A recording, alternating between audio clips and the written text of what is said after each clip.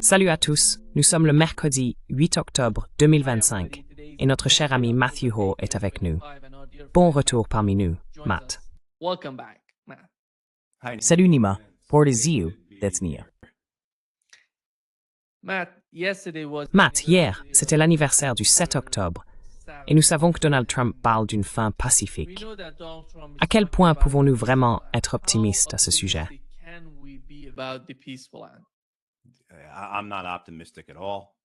Je ne suis pas du tout optimiste et je pense que la plupart des gens sont au minimum sceptiques. Tout le monde devrait l'être. Si vous ne l'êtes pas, c'est que vous n'avez pas suivi les événements, que vous n'avez pas lu à ce sujet, que vous ne connaissez pas votre histoire, que vous ne connaissez pas les personnalités impliquées. En même temps, au moins, ils se parlent. Je te l'ai dit plus tôt, j'ai vu la vidéo de Witkoff et Kushner arrivant à Sharm el-Sheikh. Et au moins, ils se parlent. Je veux dire, cela laisse la possibilité de quelque chose. Maintenant, Israël, bien sûr, continue de mener des frappes aériennes. Ils envoient des robots explosifs. Et quand je dis robots explosifs, certaines personnes ne savent peut-être pas de quoi je parle.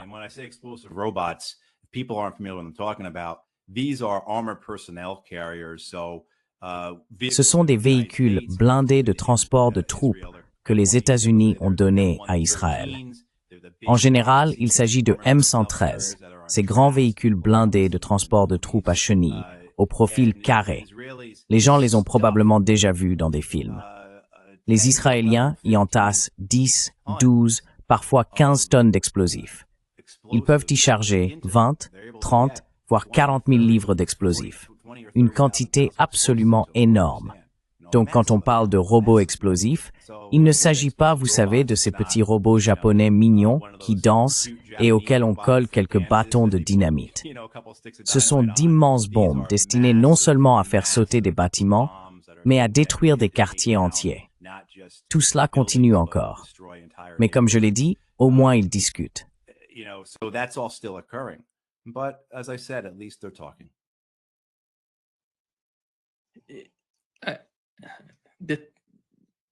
Le titre de la discussion d'aujourd'hui, Matt, est « Trump peut-il enfin mettre Netanyahou en échec ?» Quel levier Donald Trump a-t-il sur Netanyahou et pourra-t-il s'en servir?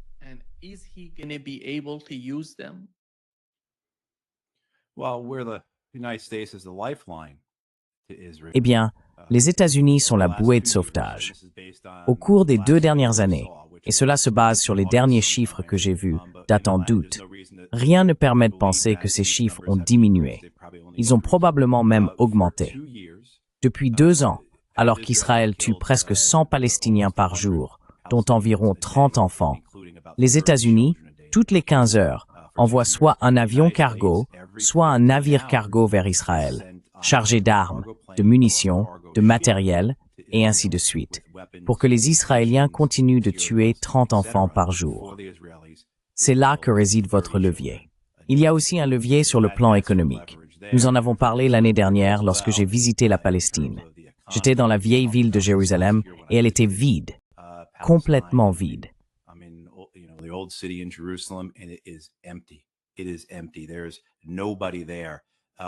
Il n'y a personne là-bas.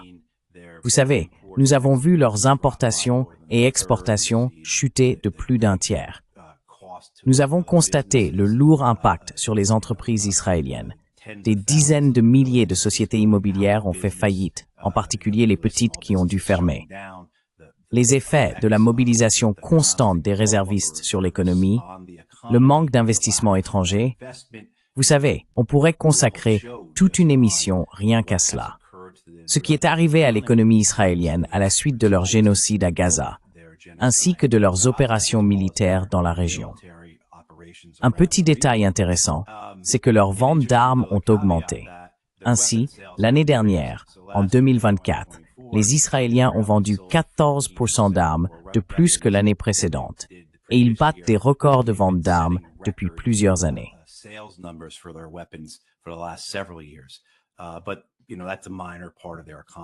Mais cela ne représente qu'une petite partie de leur économie. L'idée, c'est que nous les maintenions à flot.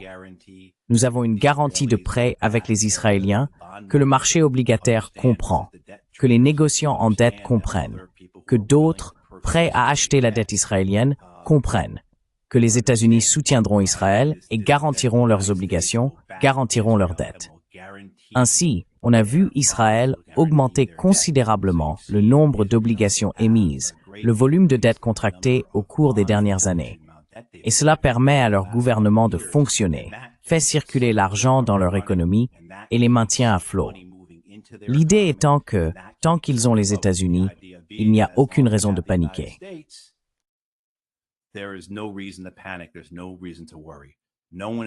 Il n'y a aucune raison de s'inquiéter. Personne ne va nous faire de mal, personne ne va nous sanctionner. Les répercussions pour les États-Unis seront importantes. C'est pourquoi, vous savez, nous avons vu lorsque Benjamin Netanyahou était ici, la semaine dernière, ou il y a 2 semaines, je ne me souviens plus, et qu'il a fait cette déclaration. Nous avons tous vu les extraits de lui parlant à des influenceurs américains sur les réseaux sociaux. Et ensuite, nous avons vu des rapports publiés au cours des 2 dernières semaines par Responsible Statecraft. Vous savez, Nick Cleveland Stout a fait un excellent travail en découvrant que les Israéliens payent des influenceurs sur les réseaux sociaux $7,000 pour publier des messages.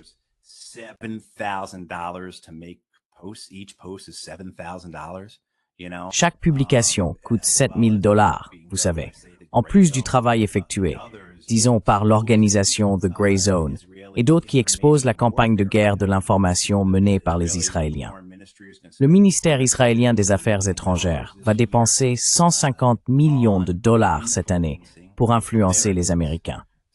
L'idée, c'est que tant que nous gardons les Américains de notre côté, n'importe qui peut être contre nous. Et nous en avons déjà parlé, ce concept d'Israël forteresse.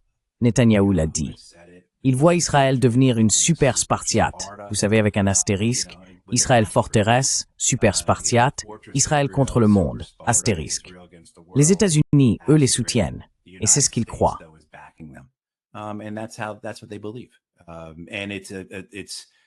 Et c'est, vous savez, pour les Américains, pour les sionistes chrétiens, pour les partisans d'Israël, au sein de la communauté de politique étrangère américaine, cela a du sens, car tout comme pour les Israéliens, cela s'accorde avec leur vision du monde, de l'univers, de l'histoire, que c'est un combat manichéen du bien contre le mal, de la civilisation contre la barbarie.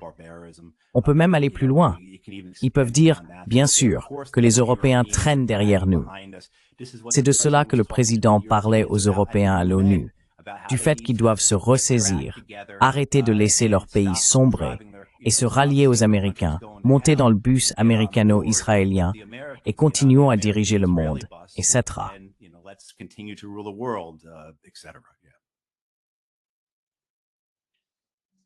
Matt, si je ne me trompe pas, c'est hier que Candace Owens a publié une discussion montrant des messages entre Charlie Kirk et l'un de ses collègues. Il y mentionnait qu'un de ses donateurs retirait $2 millions. C'était un donateur sioniste et qu'il voulait influencer Charlie Kirk précisément au sujet de sa relation avec Tucker Carlson. Il voulait que Charlie Kirk annule Tucker Carlson. C'est le terme qu'il a utilisé dans ses messages. Et il a dit qu'il en avait fini avec la cause israélienne, avec la cause pro-israélienne. Quand on regarde le Parti républicain, des personnes comme Tucker Carlson, Candace Owens, Charlie Kirk, on voit davantage de signes qu'ils ressentaient la pression, la tension venant des jeunes sur les campus, qui n'étaient pas aussi attachés au soutien à Israël.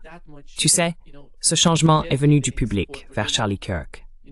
This change came from the public to Charlie Kirk, and he was just trying to understand what's going on. Il essayait simplement de comprendre ce qui se passe avec cette question. Parce que je me souviens de ses discours. Il était totalement pro-Israël.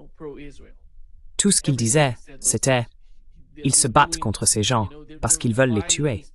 Tu vois, ce genre de rhétorique qu'on entend tous les jours de la part des Israéliens.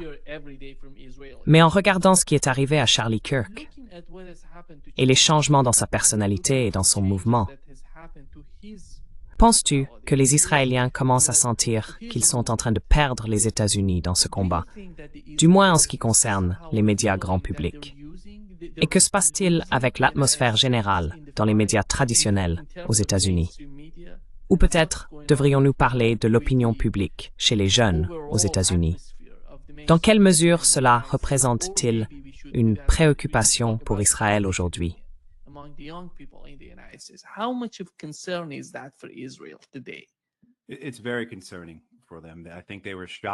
C'est très préoccupant pour eux.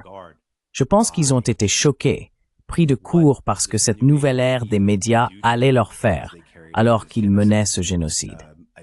Je pense qu'ils repensent, disons, au début des années 1980, lorsqu'ils ont envahi le Liban, et que cette invasion israélienne du Liban a été absolument brutale.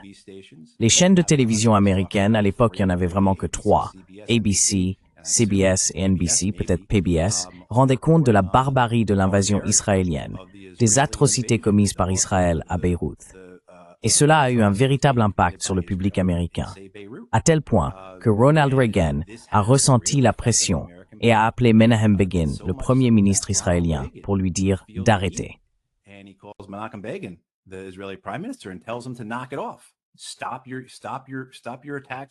Arrêtez vos attaques en Israël, au Liban.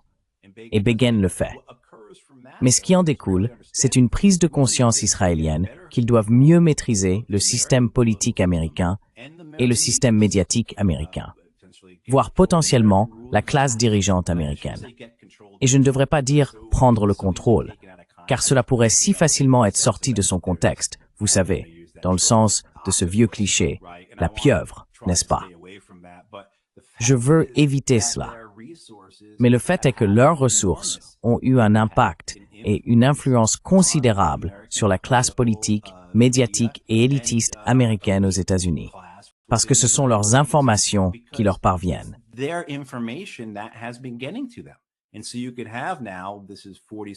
Et donc, on peut dire que maintenant, 40 et quelques années, plus de 40 ans après le début de cette campagne d'information menée par les Israéliens, la campagne de Hasbara que beaucoup de gens connaissent sans doute, on assiste à son affaiblissement.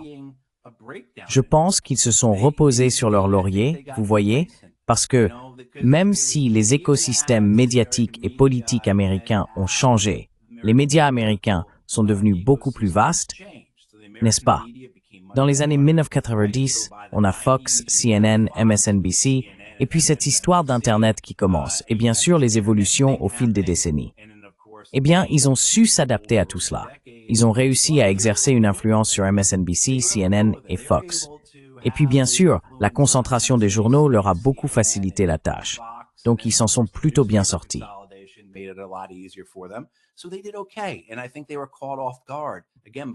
Et je pense, ils ont de nouveau été pris au dépourvu par les informations désormais accessibles aux gens grâce à la technologie que nous avons aujourd'hui. Que ce soit à travers des conversations comme la nôtre, des documentaires historiques, ou le fait que les gens puissent chercher et regarder 5 minutes sur l'histoire de la Palestine.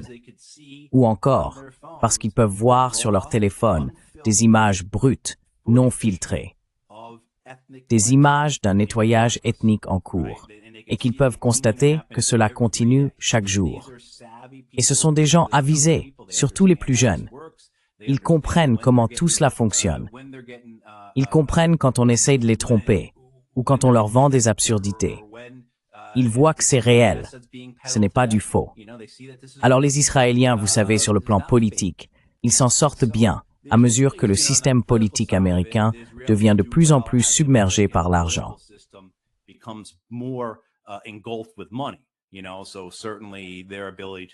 Vous savez, leur capacité actuelle, grâce à leur lobby, à influencer et à bien des égards, à contrôler la politique américaine en matière d'Israël-Palestine et de politique moyen-orientale, n'est-ce pas? Donc on se retrouve dans une situation où les Israéliens, conscients de leur position, ont des alliés aux États-Unis qui sont le produit de générations entières à n'avoir entendu qu'un seul côté de l'histoire, ou à avoir fait partie d'une chaîne de politique de type Israël d'abord, comme si c'était la meilleure chose pour les États-Unis. N'est-ce pas? Je veux dire, quiconque observe le Moyen-Orient avec un minimum d'objectivité dira « Mon Dieu ». Toute approche réaliste dira Mon Dieu, Israël est un incroyable handicap stratégique pour nous. David Petraeus l'a dit une fois lors d'un témoignage devant le Congrès. Et en moins de 24 heures, il a dû se rétracter et présenter ses excuses. Mais Petraeus avait raison. Et quiconque me connaît sait que ce n'est pas mon personnage préféré. Et ça me tue de le dire.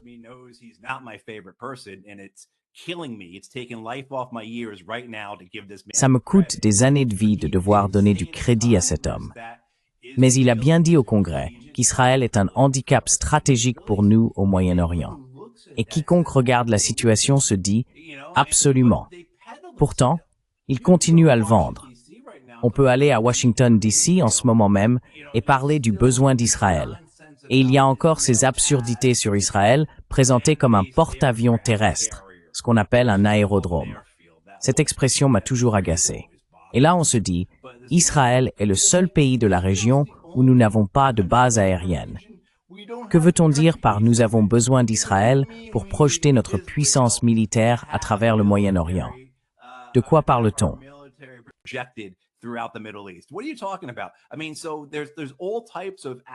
Je veux dire, il y a toutes sortes d'aspects à cela. Ça n'a tout simplement aucun sens. Mais quand on est la 5e génération de décideurs politiques et que c'est la sagesse établie, c'est la compréhension dominante, que l'on soit néoconservateur ou interventionniste libéral, les deux branches de la politique étrangère américaine, qui représentent environ 99% des responsables américains, on se dit « D'accord, c'est la bonne voie. C'est comme ça que les choses doivent être. Tout le reste est hérétique. Tout le reste n'est pas sérieux. Tout le reste est simplement infondé, faux et, vous savez, suspect. » Alors on adopte cet état d'esprit qui dit « Comment faisons-nous pour que cela continue? Comment faisons-nous pour que cela reste en vie? »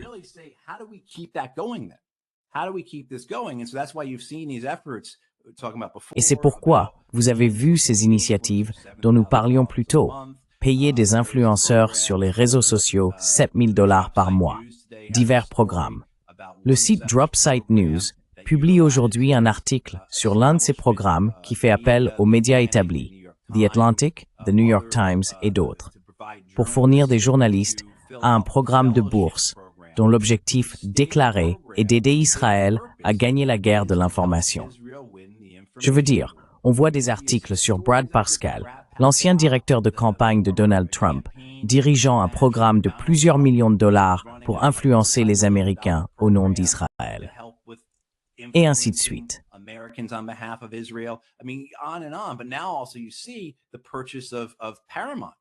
Mais maintenant, on voit aussi l'achat de Paramount, qui possède CBS News, par Larry et David Ellison, le duo père et fils.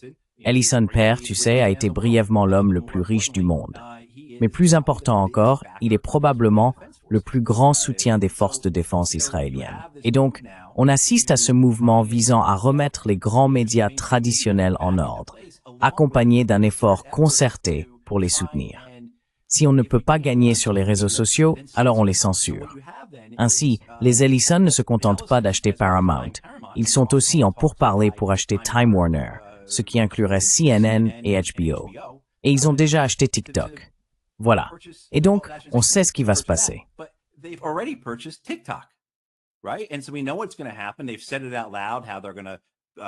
Ils l'ont dit ouvertement, qu'ils allaient restreindre TikTok pour ne pas permettre, tu sais, les récits, faits, témoignages, etc., pro-palestiniens. Donc tu vois, il y a une tentative soit d'influencer, soit on verra, de censurer. On l'a vu avec Jimmy Kimmel, l'animateur américain de talk show de fin de soirée. Son émission a été suspendue pendant environ une semaine. Là, d'accord, le gouvernement va simplement mettre la pression sur ces entreprises. Donc, je m'inquiète vraiment, Nima. Combien de temps allons-nous pouvoir continuer à faire cela sur YouTube? Combien de temps avant que Google, ou plutôt Alphabet, ne dise « Vous savez quoi? Il est dans notre meilleur intérêt commercial de ne pas autoriser ce genre de conversation sur YouTube. » Et puis bien sûr, par-dessus tout, et je sais que c'est une longue digression de ma part, mais par-dessus tout, il y a le mémorandum sur le point de sécurité nationale. is the National Security Policy Memorandum number 7 that Donald Trump released last week. 7, que Donald Trump a publié la semaine dernière, définit qui est considéré comme terroriste intérieur et en fait une priorité pour l'ensemble de nos institutions de sécurité nationale et intérieure. Ce n'est pas une sorte de « Hey les gars, essayez peut-être de vous concentrer là-dessus ». C'est un ordre. Cela indique à tout le monde, la communauté du renseignement, le FBI, le département de la sécurité intérieure, les douanes et la protection des frontières, ainsi que le département de la défense, qu'ils vont concentrer et prioriser leurs efforts sur ces terroristes intérieurs. Les gens peuvent aller voir. Ken Klippenstein a écrit un excellent article à ce sujet. Ils peuvent le lire là-bas.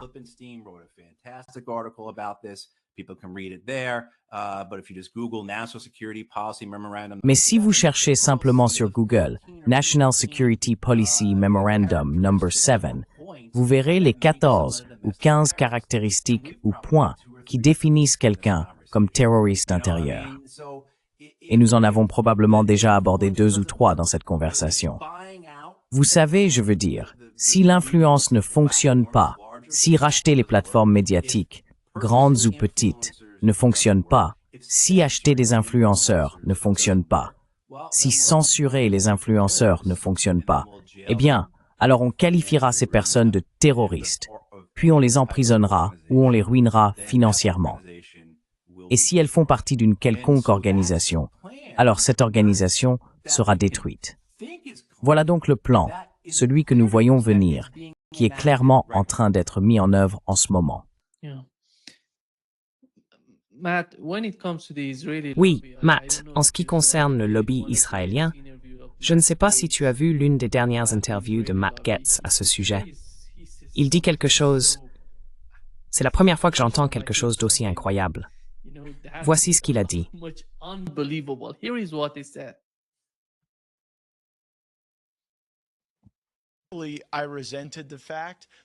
Je ressentais du ressentiment face au manque total d'appréciation pour la nuance. Par exemple, si vous posiez la moindre question sur une décision du gouvernement israélien, sur les colonies, sur Gaza, peu importe, on vous considérait comme ayant dévié du discours officiel. Et ça, dans n'importe quel domaine politique, ça me dérangeait profondément. Puis j'ai vu comment fonctionnait l'AIPAC, et c'était étrange pour un avocat de province comme moi. Je me souviens de ma première réception de l'AIPAC. Votre collecteur de fonds vous dit que vous devez y aller, et votre chef de cabinet vous dit que vous devez y aller.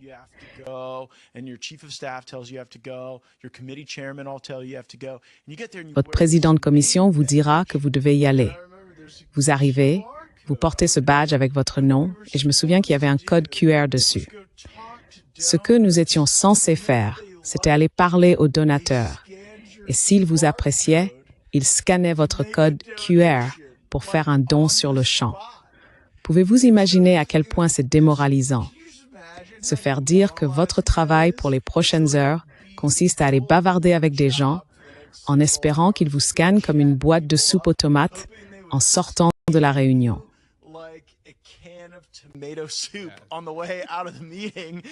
C'est comme être littéralement acheté. D'accord. Et j'ai vu ça et je me suis dit, waouh, c'est vraiment trop bizarre. Et puis tu sais, j'étais en Israël, j'y suis allé plusieurs fois. N'est-ce pas, tu sais? Parce que pour moi, c'était incroyable d'entendre ce qu'il venait de dire. Quoi donc, Matt? Comment peuvent-ils débattre de Russiagate et de tout ça, alors que ces types peuvent faire ça aux politiciens?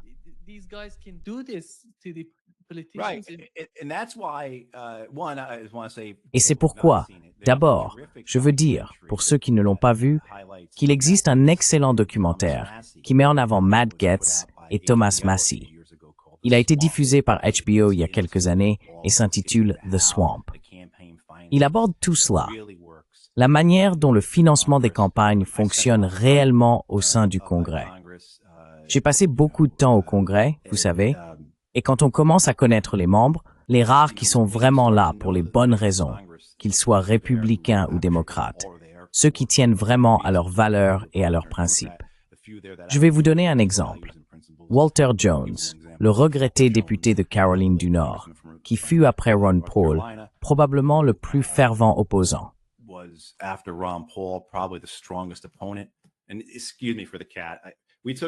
Excusez-moi pour le chat.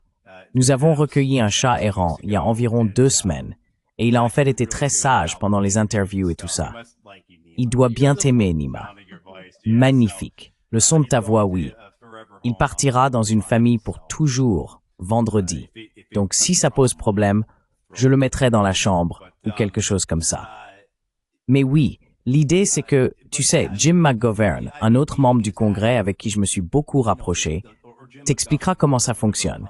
Ils te diront que quand tu arrives, comme Matt Gaetz en parlait, il devient très clair que ton travail n'est pas de légiférer. Ce n'est pas de représenter tes électeurs.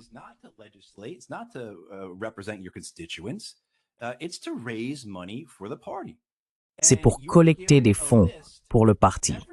Et on te donne chaque jour, en gros, une liste de personnes à appeler et une attente quant au montant que tu dois récolter. Pas pour toi-même, mais pour le parti. Et si tu veux faire partie d'une commission, les différentes commissions sont hiérarchisées, n'est-ce pas? Plus la commission est importante, ou peut-être plus elle a de capitaux derrière elle, plus elle est haut placée dans la hiérarchie.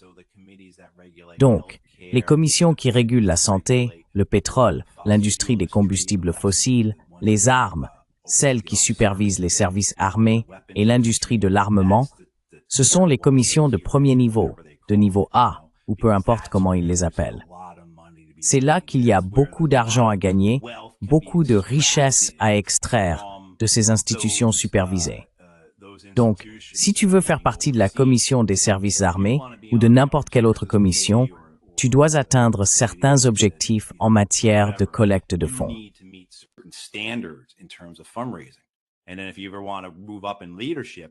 Et puis si tu veux un jour gravir les échelons du leadership, tu dois montrer que tu peux rapporter beaucoup d'argent.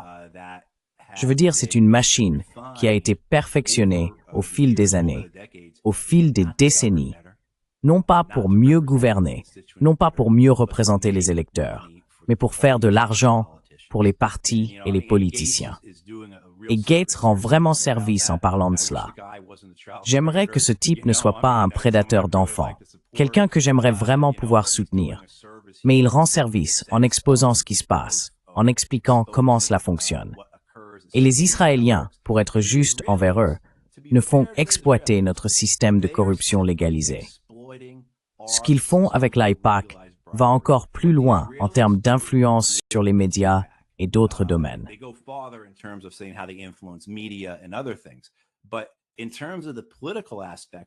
Mais en ce qui concerne les aspects politiques de ce que font les Israéliens avec leurs lobbies et leurs opérations d'influence, ce n'est pas différent de ce que fait n'importe quelle autre industrie, organisation communautaire ou institution pour obtenir ce qu'elle veut. Les compagnies d'assurance santé font exactement la même chose. Les entreprises pharmaceutiques font la même chose. L'agro-industrie, les fabricants d'armes, bien sûr, n'est-ce pas? Les compagnies de combustibles fossiles, et ainsi de suite. Ce contrôle israélien sur notre politique Israël-Palestine et notre politique au Moyen-Orient est une conséquence, une manifestation de notre système de corruption légalisé aux États-Unis.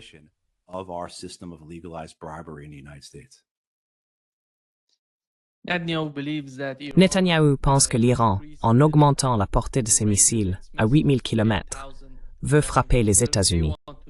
Voici ce qu'il a dit, Matt.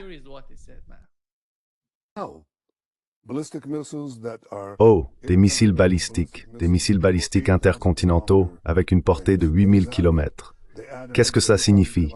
Ajoutez encore 3000 km et ils ont, sous leurs armes atomiques, New York, Washington, Boston, Miami, Mar-a-Lago. D'accord? C'est donc un très grand danger. Vous ne voulez pas être sous la menace nucléaire de personnes qui ne sont pas nécessairement rationnelles et qui scandent la mort.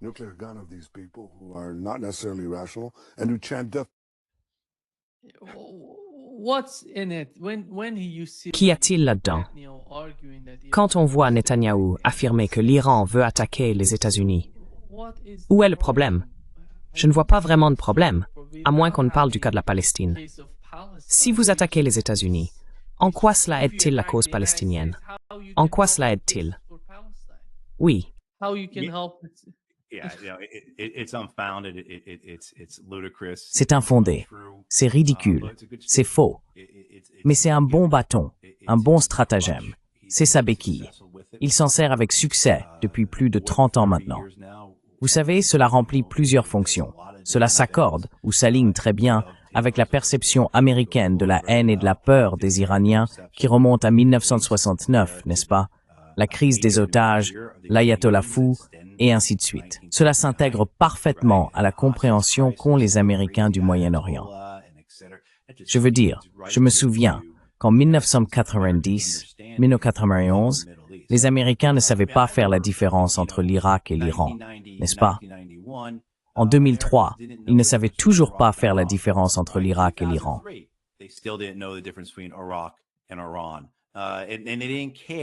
Et ils s'en fichaient, vous savez. Beaucoup d'Américains. Je ne veux pas être absolutiste. Mais les gens qui vivent aux États-Unis, je pense, ceux qui ont été ici, savent de quoi je parle. Cette ignorance du monde qui est proprement américaine. Et vous savez, Netanyahou comprend cela. Et il exploite cette peur, cette ignorance, cette colère liée à la crise des otages qui persiste encore. Je veux dire, bien sûr, quand il y a eu des appels au Congrès, à la fois en 2024 et cette année, pour que les États-Unis bombardent l'Iran, s'impliquent militairement aux côtés d'Israël, détruisent le programme d'armement iranien, et ainsi de suite.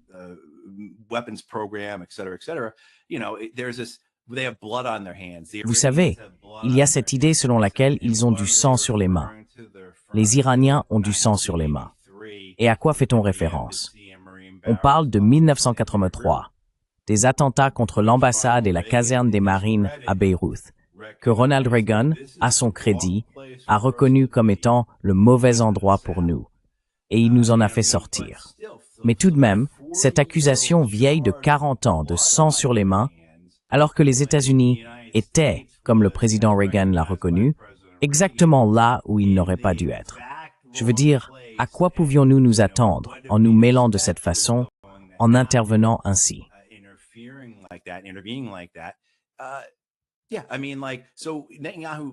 Oui, je veux dire, Netanyahou joue là-dedans. Et comme je le dis, il utilise ce stratagème, cette béquille, cette rhétorique depuis une trentaine d'années. Pourquoi changer si ça fonctionne encore pour lui? Mais, tu sais, quand tu l'écoutes, tu as juste envie de dire « Pourquoi l'intervieweur ne l'interrompt-il pas pour dire « Excusez-moi, monsieur le Premier ministre, il n'y a pas d'armes nucléaires. Les Iraniens n'ont plus d'armes nucléaires. » Et en fait, c'est votre pays qui possède des armes nucléaires dans la région. Est-ce 100 armes nucléaires ou 500, monsieur le Premier ministre? Tu vois, ce genre de choses.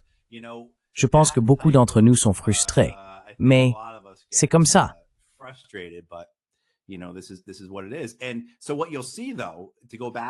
Et donc, ce que vous verrez, cependant, pour revenir à notre conversation sur les médias, c'est que le genre de choses que Netanyahou dit sera encore plus utilisé dans les médias américains, que ce soit à travers CBS News, dirigé par des sionistes, ou CNN, si ces sionistes parviennent à l'acheter, ou même le fait que TikTok, ce sera la ligne acceptable. Vous savez, l'une des choses qui a été laissée de côté, et je veux aborder tous ces points parce qu'ils sont si importants et si répandus, et qu'ils montrent exactement à quoi nous sommes confrontés ici, et à quel point nos adversaires considèrent les enjeux.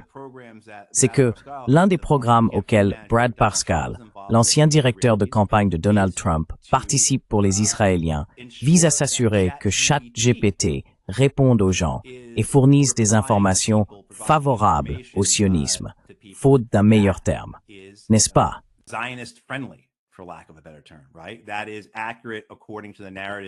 C'est exact selon les récits des gouvernements israéliens et américains.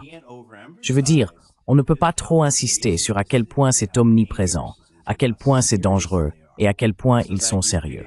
Donc, il se pourrait que dans 6 mois ou 1 an, vous demandiez à ChatGPT quel est le danger d'une guerre nucléaire. Et le premier paragraphe dira que les Iraniens possèdent des armes nucléaires. Non, qu'ils construisent une nouvelle classe de missiles balistiques et qu'ils seront capables de frapper New York ou Miami dans un délai relativement court. Et ce sera la réponse faisant autorité de ChatGPT. Dans ce monde où nous avons tendance à poser une question à notre téléphone, à obtenir la réponse faisant autorité, puis à poursuivre notre vie, quel genre de danger cela représente-t-il?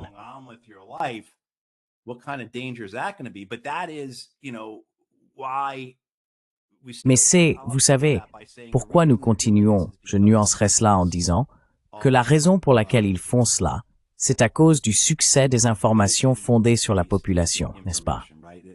L'idée que les gens fournissent des informations, que les gens communiquent, le travail que vous faites, n'est-ce pas? En termes de capacité à informer, à éduquer, le travail qui est accompli et qui peut coordonner, diriger, organiser.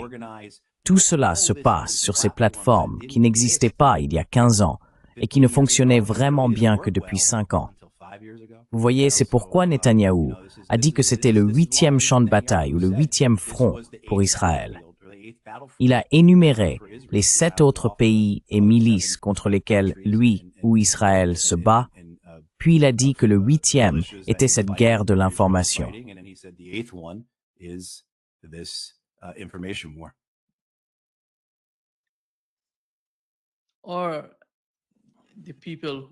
Les personnes qui sont antisionistes sont-elles aussi antisémites? Est-ce la même chose? Parce qu'il semble que les médias, en particulier quand on regarde Fox News, disent que c'est la même chose. Quand on dit « je suis antisioniste », ils disent qu'on est antisémite.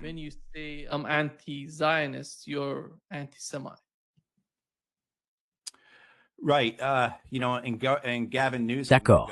Vous savez, Gavin Newsom, le gouverneur de Californie, est l'un des plusieurs candidats pressentis à se présenter à la présidence, considéré par beaucoup comme le candidat présumé du Parti démocrate en 2028, vient de promulguer une loi en Californie qui est essentiellement une loi contre l'antisémitisme.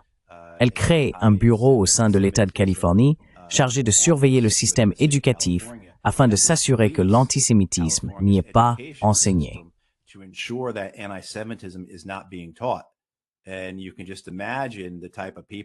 Et vous pouvez facilement imaginer le type de personnes qu'ils placeront dans ce bureau, celles qui en seront les superviseurs, et d'où elles tireront leurs informations pour déterminer si ce que vous dites relève de l'antisionisme ou de l'antisémitisme. Et j'ai le sentiment que la plupart de ces personnes considèrent l'antisionisme comme de l'antisémitisme. Et cela, bien sûr, est une imposture. C'est faux. La critique de l'état politique d'Israël n'a rien à voir avec l'antisémitisme que nous connaissons comme un préjugé ou une haine fondée sur l'origine ethnique, la race ou la religion envers des individus simplement parce qu'ils sont juifs. Ce sont deux choses complètement distinctes.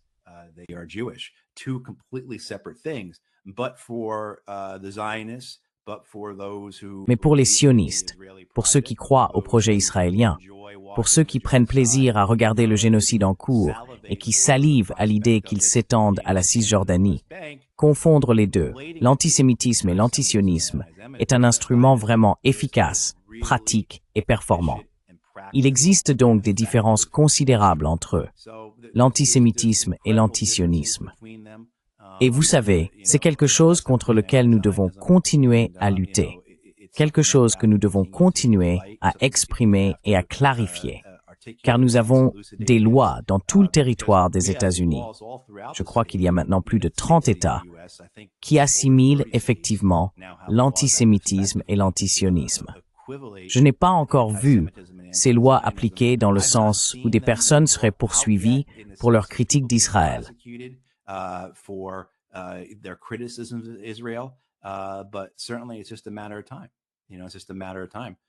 Mais bien sûr, ce n'est qu'une question de temps. Vous savez, ce n'est qu'une question de temps. Et la tragédie dans tout cela, c'est qu'il existe bel et bien de l'antisémitisme. Il y a réellement un courant, présent dans le monde entier, y compris ici aux États-Unis, qui considère les Juifs comme inférieurs, comme sous-humains, comme néfastes, comme une pestilence. Cela existe encore. Il y a beaucoup de gens qui adhèrent encore à cette forme d'antisémitisme. Et on le voit, bien sûr. Mais nous n'avons pas, vous savez. Donc la tragédie, c'est que dans leurs efforts pour couvrir les atrocités, les abus et les crimes d'Israël, en essayant d'étouffer, de suspendre, de censurer ou de punir la critique d'Israël, ils rendent en réalité le véritable antisémitisme non seulement moins examiné, mais aussi plus protégé, d'une manière perverse.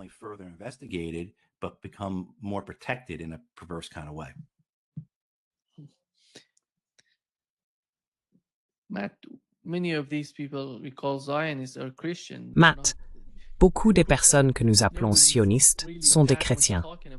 Ils ne sont pas juifs, mais personne n'en parle vraiment, ni aux États-Unis, ni en Europe. Je crois que la semaine dernière, nous en avons parlé, parce que j'ai entendu Jeff Sachs mentionner que l'idée du sionisme venait du Royaume-Uni. Ce n'était pas un juif, c'était un impérialiste chrétien qui a lancé cette idée. Et le sionisme a été créé au Royaume-Uni.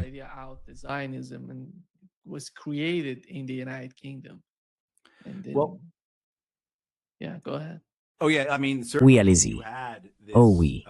Je veux dire, il y avait certainement cette relation symbiotique entre l'antisémitisme et le sionisme qui existait en Europe à la fin du 19e et au début du 20e siècle.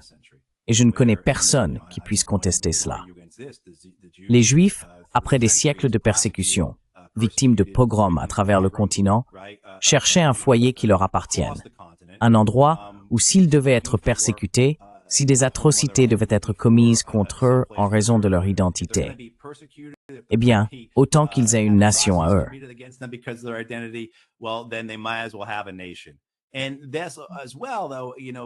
Et c'est très bien aussi, tu sais, le 19e siècle, c'est vraiment le moment où cette idée de nationalisme commence à prendre racine, non? Elle commence à acquérir une véritable inertie. Et donc, les Juifs, je pense, se sont dit, d'autres peuples, les Polonais le veulent, les Allemands, etc., etc. Les Italiens s'organisent et forment un État politique cohérent, n'est-ce pas? Ou quelque chose du genre. Nous devrions avoir cela aussi, surtout si nous sommes constamment attaqués. Donc je pense que toute personne raisonnable peut comprendre ce désir.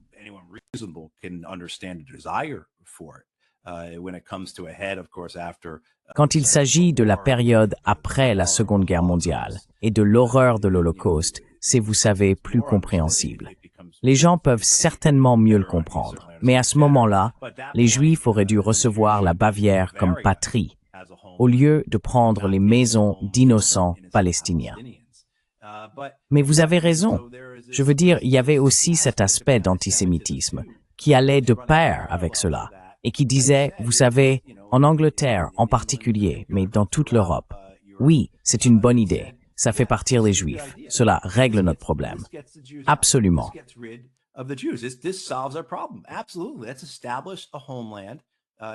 Établissons une patrie en Palestine, envoyons-y tous les Juifs, et ainsi nous en aurons fini avec eux.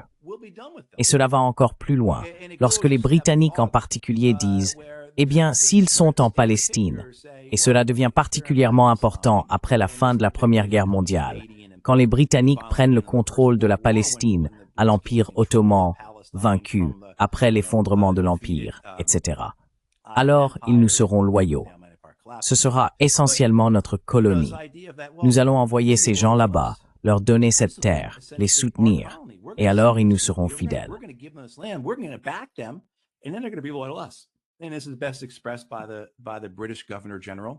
Et cela est le mieux exprimé par le gouverneur général britannique à Jérusalem dans les années 1930, qui déclare « Ce que nous faisons ici en Palestine, et par nous, il entend l'Empire britannique, c'est établir un Ulster juif loyal au milieu d'une mer potentiellement hostile d'Arabes.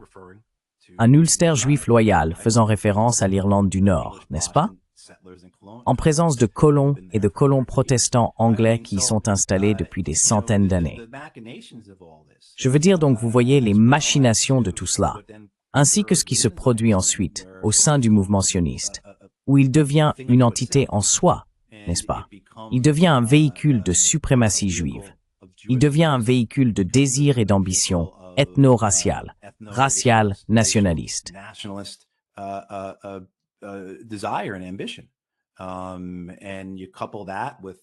Et vous associez cela à l'histoire du peuple juif. Vous y ajoutez la réalité de l'Holocauste. Vous mettez tout cela dans une marmite et vous mélangez. Et vous obtenez quelque chose de vraiment, vraiment laid, à savoir l'État d'Israël et toutes ses atrocités depuis sa création. Son désir constant de nettoyer ethniquement le peuple palestinien. Le désir d'un grand Israël. N'est-ce pas? Vous savez, on y a aussi ajouté l'idée biblique qu'un homme magique dans le ciel, une sorte d'agent immobilier céleste, nous aurait donné cette terre il y a 3000 ans. Je veux dire, quand on met tout cela ensemble, c'est ainsi qu'on en arrive non seulement à la situation actuelle, mais aussi à ce que nous avons observé depuis des décennies.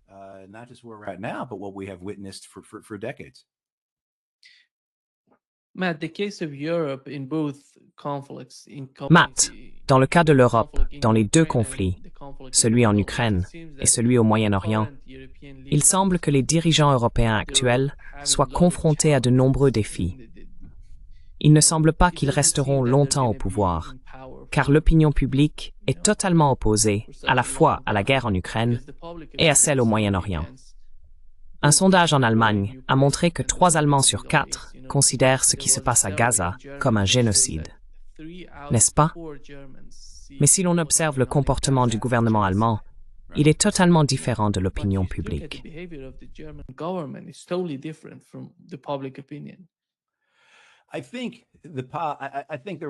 Je pense que, en réalité, c'est ce que nous avons, et qu'il y a eu ces manifestations en Italie. À Amsterdam, si vous n'avez pas vu les images vidéo de 300 000 personnes, toutes vêtues de rouge, manifestant en soutien à la Palestine et à Gaza, contre le génocide commis par Israël, cherchez-les sur Google. C'est vraiment impressionnant. Mais, vous savez, je pense qu'on peut avoir cela. 3 personnes sur 4 qui disent que c'est un génocide, que notre gouvernement ne devrait pas être impliqué, que nous sommes complices, etc. Mais j'aimerais voir le sondage pour l'Europe, et c'est sûrement ce que les politiciens regardent, en ce qui concerne les intentions de vote. Où cela se situe-t-il? Et c'est toujours un problème ici. En 2012, la guerre en Afghanistan était incroyablement impopulaire. 1 an plus tard, en 2013, elle allait devenir la guerre la plus impopulaire de l'histoire américaine.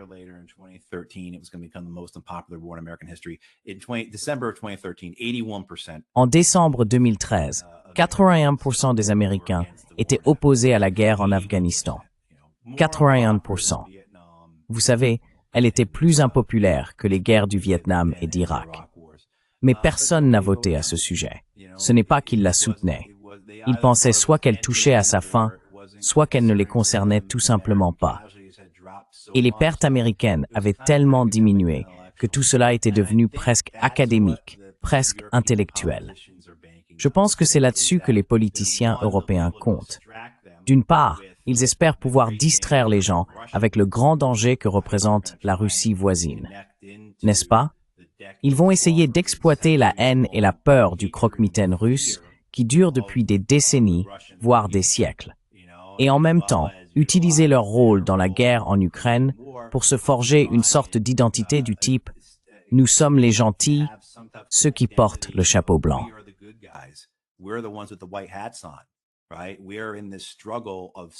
Nous sommes engagés dans cette lutte entre civilisation et barbarie. Ce sont toujours les mêmes clichés, les mêmes thèmes, les mêmes mythes qui se répètent encore et encore. Donc ils continueront à le faire. Et je pense que pour beaucoup d'Européens, ils sont opposés à ce qui se passe à Gaza. Mais le problème, c'est qu'il existe de véritables crises partout en Europe. Énergie, logement, emploi, salaire.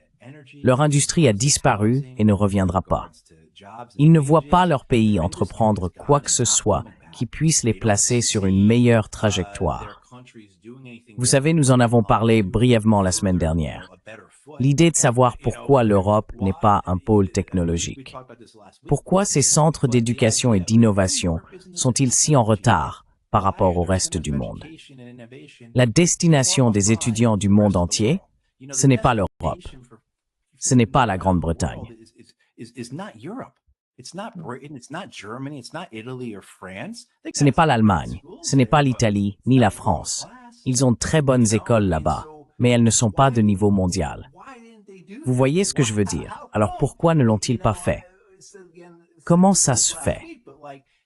Vous savez, encore une fois, on l'a dit la semaine dernière, mais on peut imaginer qu'en 1990 ou 1991, si c'était vraiment concentré là-dessus, si cela avait été la décision de l'ULOA ou de la CE, il le serait devenu.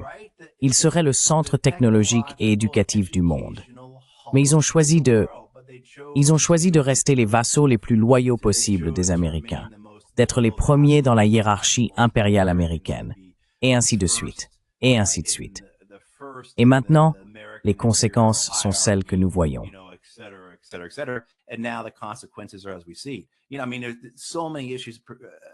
Vous savez, je veux dire, il y a tellement de problèmes qui touchent les Européens. La migration, bien sûr, que je n'ai même pas mentionné. Et donc, je pense que ce sont ces questions-là qui feront tomber ces gouvernements européens et qui sont déjà en train de les faire tomber. Je veux dire, regardez, que ce soit la popularité de Starmer ou de Merz. Regardez le gouvernement français. Il vient encore de s'effondrer. Vous voyez, c'est pour cela, je pense, que les politiciens européens sont prêts à continuer de suivre les Américains et leur soutien à Israël. Je pense que les Américains, du moins l'administration Biden, comprennent certains des défis auxquels les Européens sont confrontés à ce sujet et leur accordent un petit passe-droit pour cela.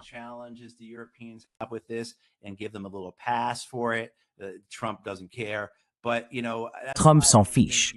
Mais tu sais, c'est pour ça que je ne pense pas qu'on ait vu, sauf peut-être dans un pays comme l'Espagne, qu'il pourrait réellement imposer des sanctions sérieuses, peut-être de véritables mesures commerciales avec Israël. Mais les Espagnols, je ne pense pas que les Espagnols soient partants pour ça. Quand j'étais en Espagne cet été, c'était intéressant. Plusieurs Espagnols à qui j'ai parlé étaient très fiers que, lors de leurs dernières élections, l'extrême droite n'ait pas bien réussi, contrairement au reste de l'Europe, y compris la Grande-Bretagne, où l'extrême droite, comme nous le savons tous, a très bien réussi.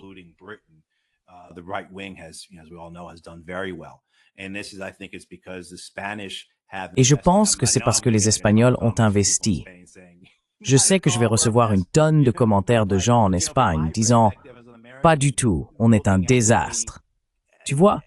Mais de mon point de vue, d'Américain, regardant l'Espagne, par rapport à l'ensemble de l'Europe, et certainement par rapport à mon propre pays, oui, je veux dire, ils ont bien agi pour éviter de se retrouver dans une situation où il faut soit suivre les Américains et soutenir le génocide en Palestine, soit faire face à une montée de l'extrême droite.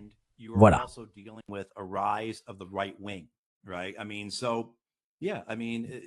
Je veux dire, oui, la chose la plus facile à faire pour les Européens, bien sûr, serait que Meloni, Starmer ou n'importe lequel de ses dirigeants obtiennent une victoire en disant « Nous allons sanctionner Israël, plus aucune vente d'armes, etc., etc. » Vous savez, les Britanniques, j'ai vu l'autre jour, ont enregistré cet été leurs ventes d'armes les plus élevées à destination d'Israël depuis 3 ou 4 ans, n'est-ce pas?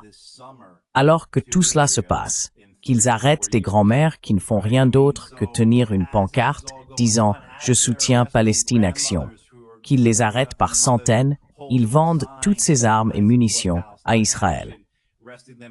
Vous savez, une chose facile à faire pour les politiciens européens, bien sûr, serait de dire « D'accord, on se retire ».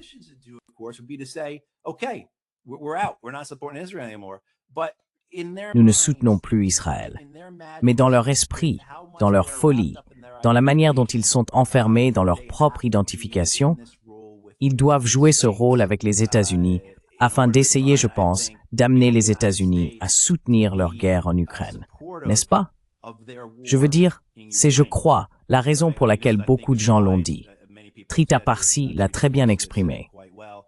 Cela explique les actions de l'E3, les Britanniques, les Français, les Allemands à l'égard de l'Iran. Vous savez pourquoi ont-ils une telle excitation, un tel désir de sanctionner l'Iran, d'annuler toute possibilité de diplomatie et de faire à nouveau augmenter le risque de guerre?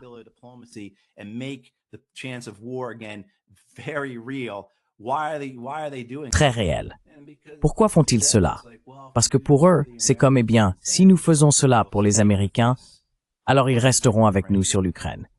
Donc, oui, on pourrait penser qu'il y a une réponse simple. Mais ces gens sont fous. Nous en avons parlé la semaine dernière. Ursula von der Leyen, tous les problèmes en Europe. Et la chef de l'UB Pilling, qui dit que nos deux priorités sont de renforcer nos armées et de gagner la guerre en Ukraine. Vous savez, alors que l'Europe s'apprête à affronter un nouvel hiver, le coût du chauffage va devenir un vrai problème. A real problem. Je suis stupéfait par la manière dont l'Empire britannique. Ces conflits sont, je pense, parmi les derniers héritages de celui-ci, en Ukraine et au Moyen-Orient. Ce sont là les héritages.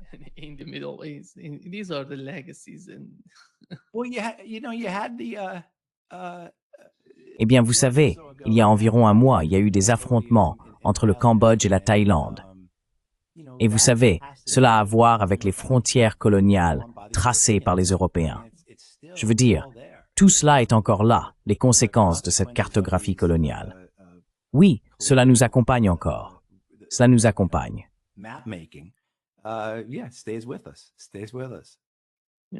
Oui, exactement.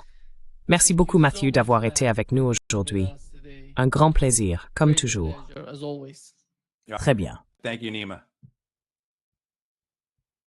Merci, Nima.